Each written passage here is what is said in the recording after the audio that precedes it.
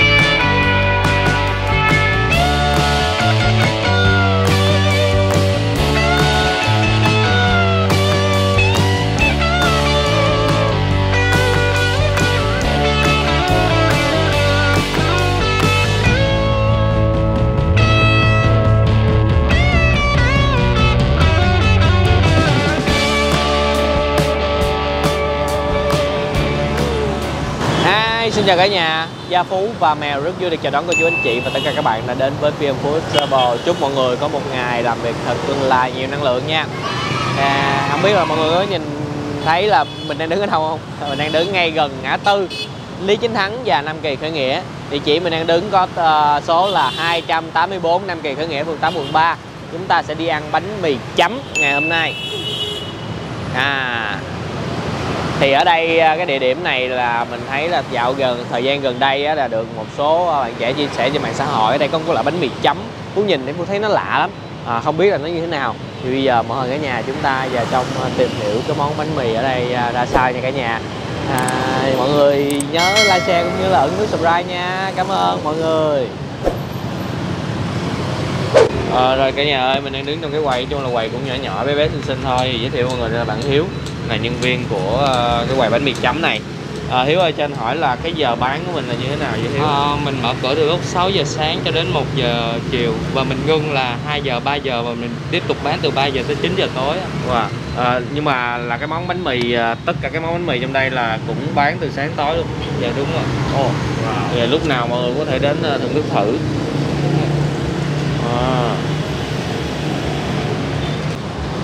Cái phần em đang làm là phần bánh mì chấm hả em? Đúng rồi. Là gồm có pate, có chả, có phần bơ trứng.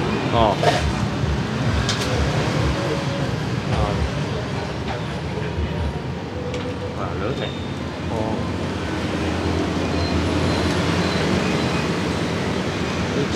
Nước sốt thấy có vẻ có trứng ha.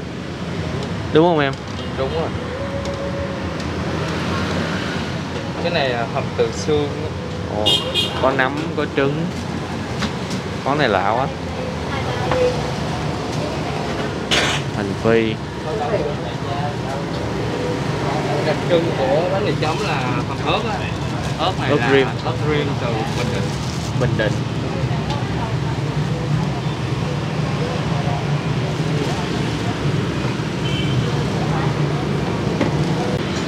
Đó. Rồi, còn cái giờ em đang làm là cái gì nữa? Phá lấu. Phá lấu hả? Cái này là phá lấu heo. Phá lấu heo. Gồm có lưỡi, có thịt và có phèo với có bao tử. Thơm quá ha.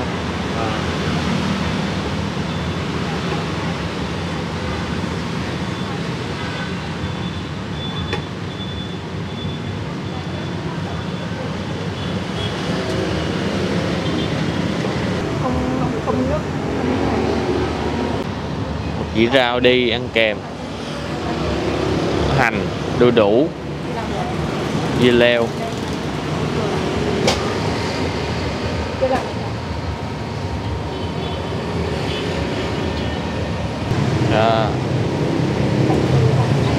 Mọi thứ sẽ được đặt lên một cái mạc như vậy. Nhìn thấy cưng quá ha mọi người.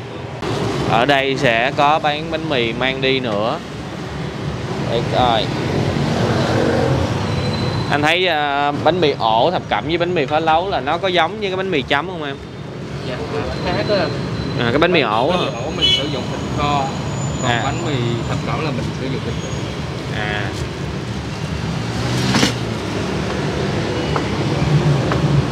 Nhưng mà nguyên liệu chung vẫn là có cái ớt rim ở trong.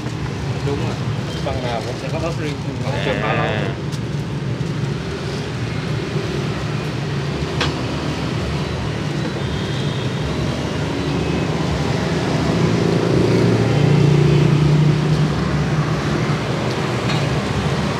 Cái này là cũng chan cái sốt mà sốt trứng như đúng không em? Cái này là chan đúc thịt kho riêng. Thịt kho riêng nữa hả? Cái loại ổ là coi như khác nha mọi người. Ăn cái loại chấm thì cái sẽ khác. Cái này có rau giò.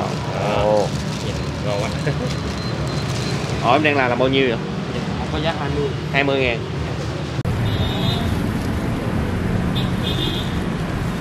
Bánh mì mang đi là có cái lò nướng ở trong nha mọi người. Là mình có tất cả các nguyên liệu gì vậy Hiếu?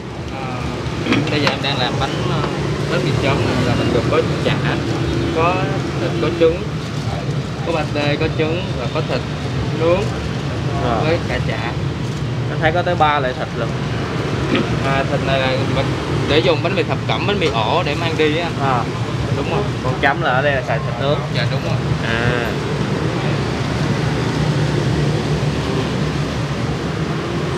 Một phần bánh mì chấm sẽ có giá là 35.000.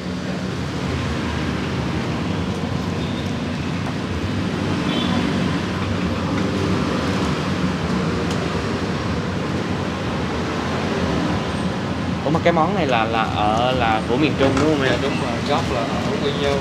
Quy Nhơn hả? Ồ. Như bạn có đi Quy Nhơn, bạn có ăn bánh này bao giờ chưa? Chưa bạn ơi. Lạ quá ha.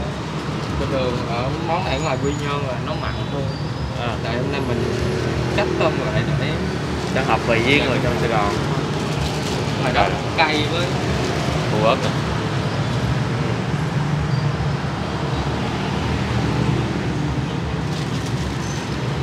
Là bánh mì này, bánh mì Quy Nhơn.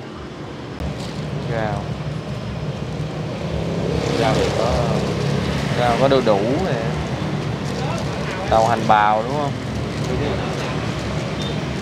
Cái này là không có, cái ram này không có. Ram chỉ là bánh mì.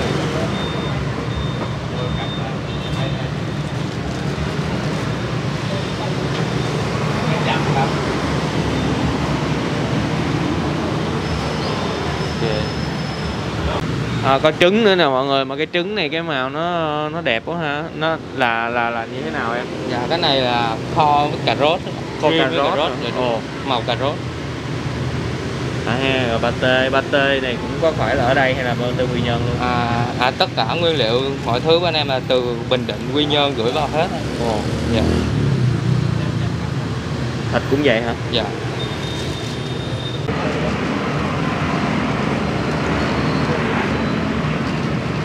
Nó nấu là mình chỉ có vài thứ thôi đúng không?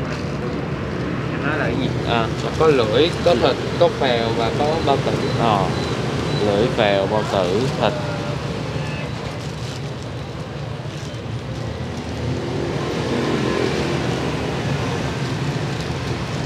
Là món này thì cũng là làm theo kiểu Bình Định hả? Dạ đúng rồi. Tại anh ở đây là anh gốc Bình Định. Dạ, đúng. Ok, bây giờ nhờ Hiếu là giùm anh một phần bánh mì chấm với một phần bánh mì kho lấu. Bánh mì kho lấu là 45.000, bánh mì chấm là 35.000. Đây là chấm nè. Thịt nướng, chả,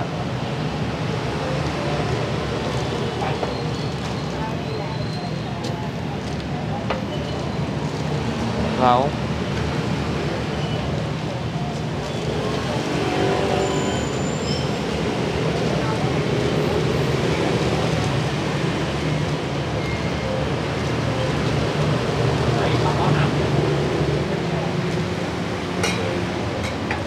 Bỏ vô để làm nóng lại trước. Đúng rồi.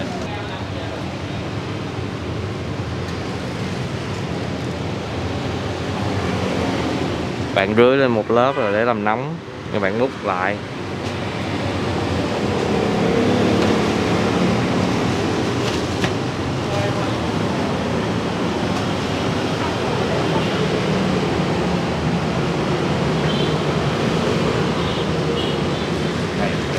Ớt rim.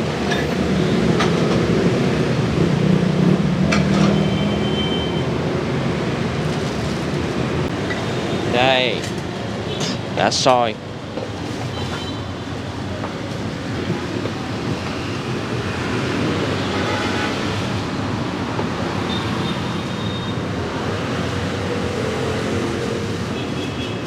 Cái mùi thơm của nó có vị thuốc.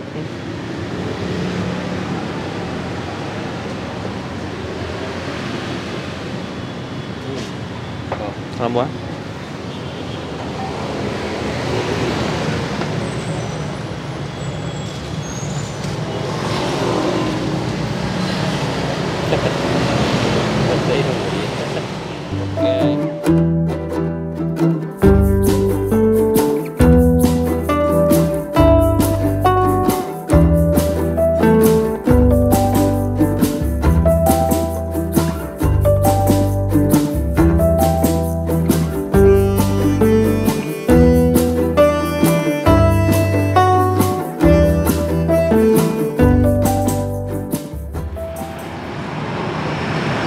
Trên tay Phú đang là menu của quán bánh mì chấm nha mọi người.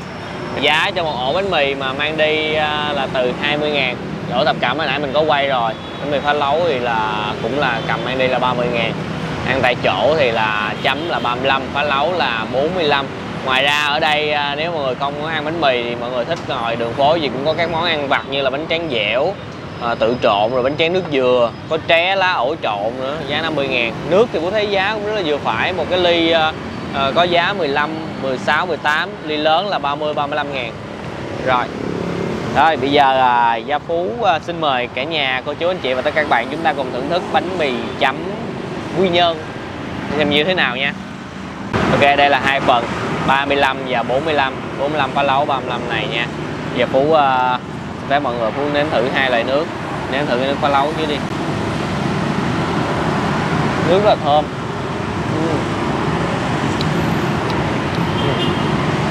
Dạ.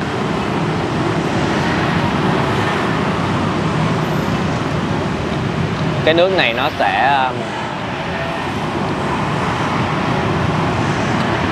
mình không biết, cái vị này nó cũng lạ so với mình, nên là nó không có quá mặn, nó có một chút vị chua, một chút ngọt ngọt, nó không có vị ngọt nhiều giống như những cái phá lấu chúng ta thông thường ăn, nó thiên về cái độ mặn hơn mà dễ ăn. Bây giờ chúng ta qua cái nước bánh mì chấm có trứng.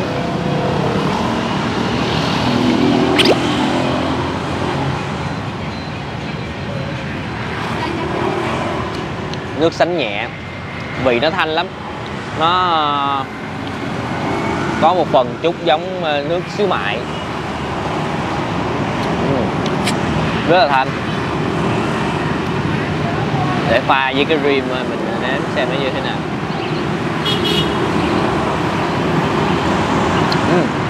Cái ớt rim này nó sẽ giúp cho mình tăng cái vị ngọt, tạo cái độ ngọt. Đây là hai ổ bánh mì. Thì Phú thấy cầm cái bánh mì này nó có cái độ nặng mọi người, nó không có bị rộng. Bánh mì ở đây đặc ruột. Mình ăn hai loại chứ đến lý là mình ăn có cái loại kia không. Ăn sáng này là hơi bị dư chất rồi.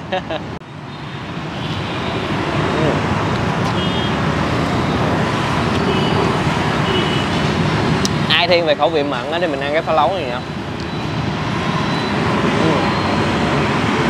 Nó không quá mặn nhưng mà nó lại mặn ngay cái này, nó mình xuống.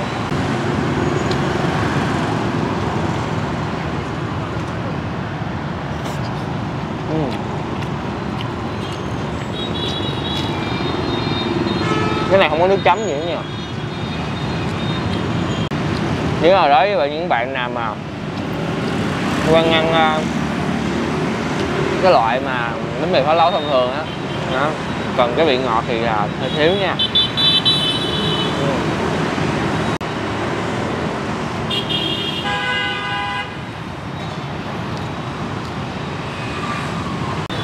45.000 thấy cũng nhiều đó. Cái lưỡi à.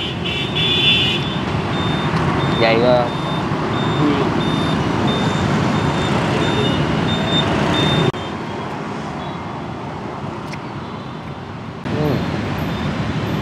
Cái món này ăn được.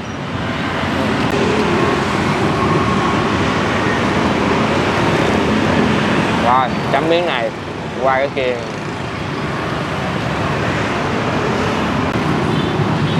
Rồi làm miếng ớt thử kích thích vị giác.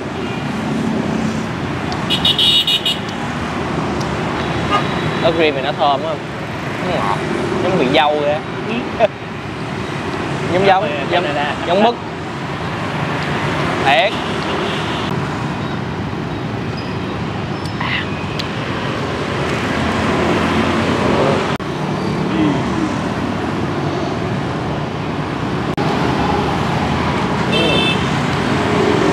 Có cái ớt vô nó mới làm điểm nhấn nha mọi người.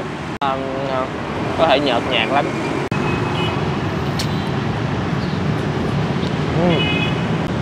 Thơm, đậm vị.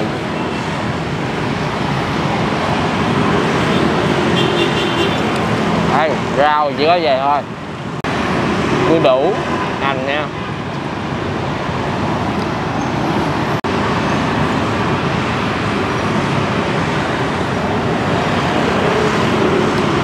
Quên, nãy giờ chưa ăn không mấy cái này.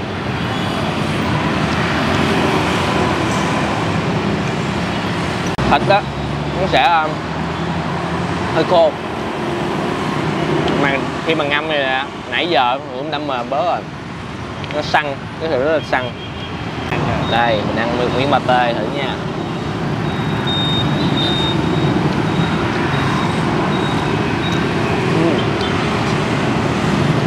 Pate rất là đặc, mịn, nó không có quá ngậy, rất là vừa phải, nó không có bị nhiều gan đó mọi người.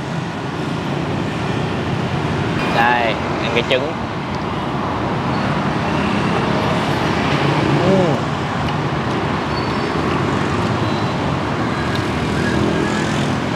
Trứng nó mềm, nó không mềm, tức là họ có kho bằng cà rốt nhưng mà dạng ăn cái vỏ, phần vỏ trứng là trồng trắng á, nó không có cái bị sật sật. Nếu mà mình đó thì mình thấy là nó sật sật nữa, nhai nó đã hơn. Này trứng nó mềm. Mình đánh giá cao cái món này hơn nha. Cái phá lấu kia nếu mà theo khẩu vị người Sài Gòn ăn mọi người có thể sẽ không quen. Người miền Trung mà họ ăn sẽ ăn mặn hơn. Còn cái này á, nó vừa có mặn, có ngọt, có vị thanh của cái nước. Rồi bây giờ mình ăn theo kiểu Sài Gòn. Ăn theo kiểu bánh mì chảo không? Đúng rồi, kiểu bánh mì chảo. Phết là đó, pate, sốt đều. Là bạn đấy.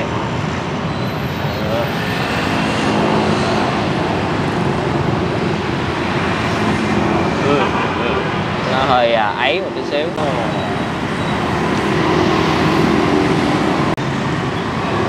Gấp thịt, gấp chả. Cái này nó hơi bất tiện mọi người thông cảm nha.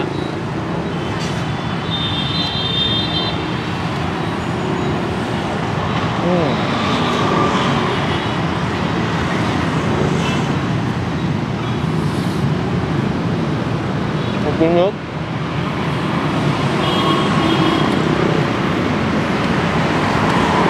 Đã miệng.